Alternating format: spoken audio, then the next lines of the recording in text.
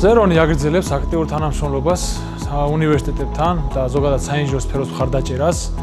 დღეს ჩვენ ვიმყოფებით დასაქმების ფორუმზე, რომელიც იმართება აგრარული და თავისუფალი უნივერსიტეტის ტერიტორიაზე და მოხარულები ვართ, რომ ვიღებთ მონაწილეობას.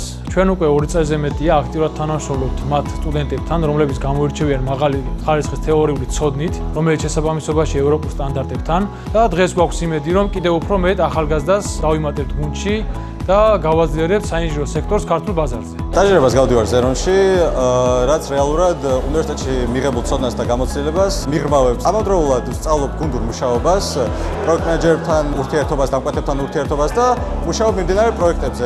რაც რეალურად ჩემ სამომავლო კარიერულ განვითარებას ძალიან ღრმა საფუძველს უდგავს. ამიტომ მინდა მოვუწოდო სტუდენტებს, არ მოერიდონ ესეთ შესაძლებლობებს და გადადგან ის პირველი ნაბიჯები, რომლებიც აუცილებელი არის მათი პროფესიული კარიერისთვის. დღეს ზერონი წარმოადგენელი არის job fair-ზე თავისუფლად აგრარულ უნივერსიტეტებში და ჩვენ დღეს ვეძებთ ახალგაზრდებს, მონდომებულ ენერგიულ ადამიანებს, ვინც შემოუერთდება ჩვენ გუნდს. ბიზნესისა და უნივერსიტეტის თანამშრომლობა უმნიშვნელოვანესი ზერონისთვის, ასევე ზოგადად საინჟინრო სფეროსთვის.